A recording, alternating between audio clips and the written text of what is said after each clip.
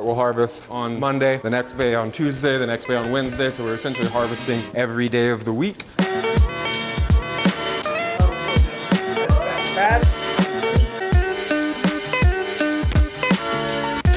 Each veg room operates as its own independent grow. They all perpetuate their own strains within here, so we'll come in here, we'll cut clones off of these Veg3 plants, as we call them, and then move them all the way down here.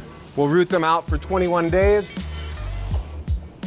After 21 days, we'll then plant them in a hydrated cocoa cube. These come in dehydrated.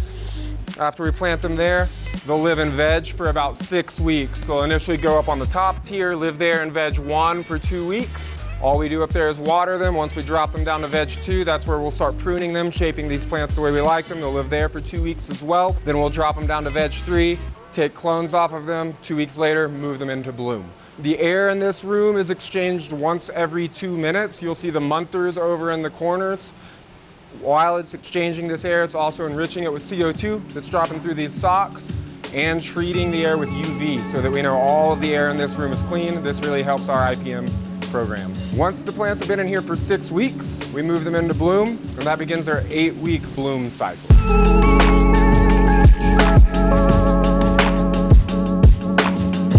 This is the bloom room. Just like in veg, we have 4 different stages of plants in our bloom room. This is the youngest stage. They were moved in 2 days ago. They'll live in here for 56 days. That zone right next to it is right at about 42 days old. They'll come down, and maybe 48, they'll come down in about a week. Every zone is a different strain. So we have Apple Fritter right here, Free World Miracle behind me, Divine Kush Breath in zone 2, Free Scalato in zone 3, and I believe it's LJ in zone 4. We still use double-ended HIDs in this room for now. These are Gavitas. Just like veg, we have 4 munter units that are exchanging our air every 2 minutes in this room, enriching it with CO2, keeping the environment controlled, keeping all of the spores out of here. Unlike veg, where we hand water everything, and bloom, everything gets drip irrigation from basically day 7 on. But this is one of our nutrient rooms. Each bay has its own set of reservoirs. Each reservoir ties into a specific zone so that we can tailor the feed to the age of the plant. This is where our control panel is, so we can come in here and manually send anything, but we can also access this via BMS or our phones even, and feed plants from there, fill tanks. We make all of our nutrients in-house. And so if you look over here, you'll see our A, B, PK, some additives as well. We'll take you downstairs to the salt room where we mix up all of these concentrates so that we can tailor these feeds to the age of the plants.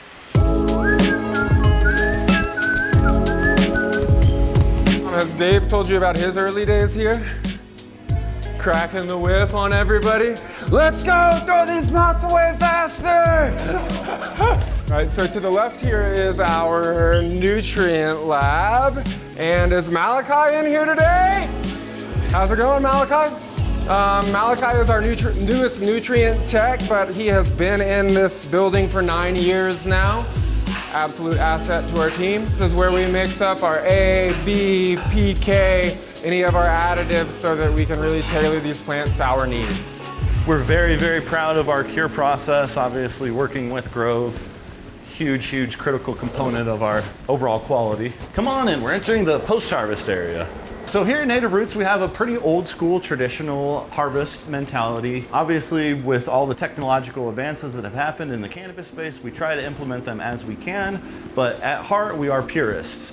You know, the old school methodology of hang drying and hand trimming buds is something that we take very seriously. As a result, we are very proud of our hand trimmed flower line. With that being said, we understand that hang drying and hand trimming is very labor intensive, and as a result, we want to take advantage of some of that technological advantage.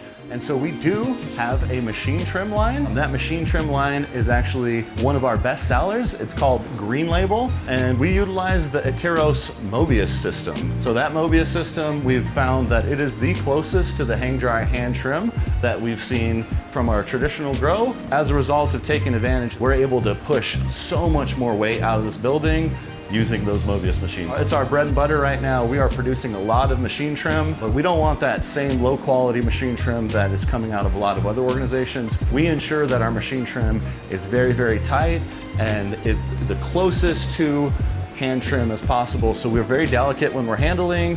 We ensure that we minimize our terpene and cannabinoid degradation, and we want to, once again, serve our customers the best way we can by providing that best quality product. So we at Native Roots, we believe that we can kind of implement the best practices of both processing methodologies, the machine trim methodology, doing it fast and high quality, and also the slower hand trim methodology of being very delicate. This process is a lot more labor intensive, but I think that your average experienced grower is gonna tell you that it's gonna yield the best result overall. For sterility purposes, we never reuse any of our trellis. We always use new trellis, that way that our customers don't have any risk of cross-contamination. It's gonna be one of our most probably significant changes to our post-harvest process.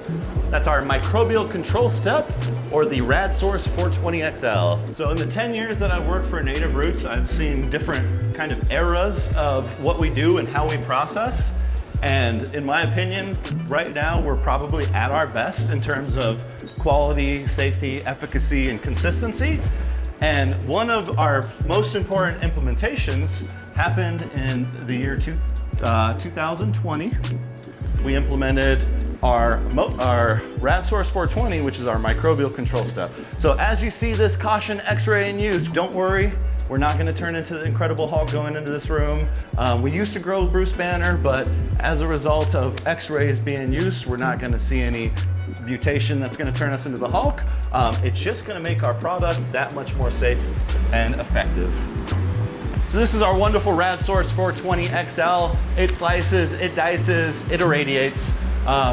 One of our goals as a cannabis company in the state of Colorado is we want to ensure that all of our customers get a safe and consistent product. And this is a huge investment that Native Roots took on a few years ago to ensure shelf stability of our product. So this machine essentially uses X-rays in order to kill anything present on our flower. Our flower is very, very clean as it goes into the X-ray machine.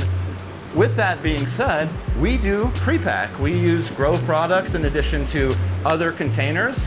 And in order to ensure that our product is shelf stable, we have implemented a microbial control step. We know coming out of this machine, all of our product is at 0 CFU, or for lack of a better word, sterile. And in order to ensure that a customer that purchases a product from us 3 months, 4 months, or 5 months down the line is clean, safe, and absent of any mold growth or mildew, the way that we're gonna accomplish that is through this machine right here, the RadSource 420. Very simple to use. It's like a sophisticated washing machine. With the press of a button, I can turn the machine off. As you see the Radura symbol, these lights are not flashing anymore, meaning that the machine is not producing radiation. As I open the door, you can see that there's just tubes on the inside. We load up our tubes before going into Grove bags and U-line bags. We're gonna place it onto this turntable. This machine has 2 X-ray cathodes that basically run high voltage electricity through them. And just like you flick a light on at home, with the flip of a switch, we can start producing X-rays on demand. And that's one of the most important steps of our process to ensure shelf stability, safety, and efficacy of our product. We're gonna load the tube back in. This is a big old lead door. That way, none of this radiation that gets produced permeates or penetrates outside of the machine. We're gonna close that door. And very simply, we're gonna press resume. As you start to see those lights flashing up here, just a second, we are going to be actively producing radiation and making our product cleaner.